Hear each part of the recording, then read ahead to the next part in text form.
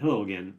Now, most of you have a pretty good idea of what's in your investment account or accounts, but there is one piece that's becoming a bigger player than in the past. And so today I thought I'd do a little bit deeper dive in the world of financial ease and go to the whiteboard and explain in English, hopefully in detail, what an ETF is and why it's becoming a more predominant piece of a lot of people's portfolio and why it differs from some of the other ways to invest.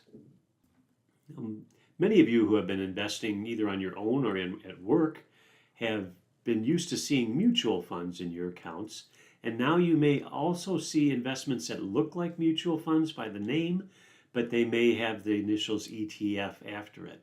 So, what's the difference between an ETF and a mutual fund?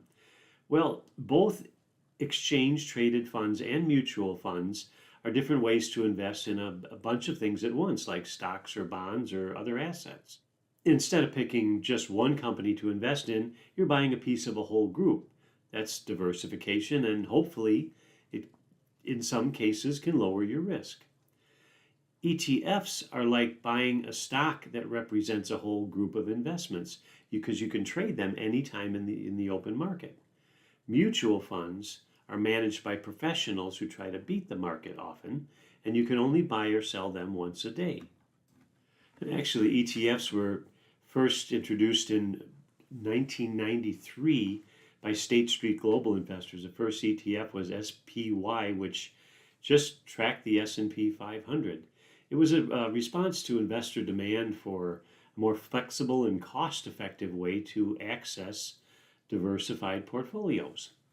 Although adoption was slow at first, ETFs started to gain traction in the early 2000s as different institutional and retail investors were looking for something that was a little bit easier to trade and maybe a little bit more cost efficient, and in some cases can be tax efficient because they may not buy and sell as often as mutual funds.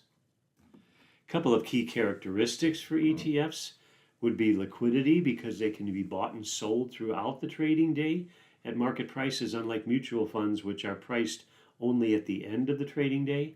And transparency. Most ETFs disclose their holdings daily, allowing investors to see exactly what they own. So, in summary, when you buy a stock, you're buying a share of a company. You buy an ETF, it's like buying a stock because you can buy or sell it throughout the day while the market's open, but you may be investing in a group of investments. When you buy a mutual fund, you could have hundreds of different investments in that fund and managed by professionals who are typically trying to beat the market, but you can only buy it or sell it at the end of the day. Not one strategy is better than the other. They're different, they all have their place, and that's why you either need to do your research or hopefully work with somebody who can help you make decisions that make sense for you. Thanks for watching.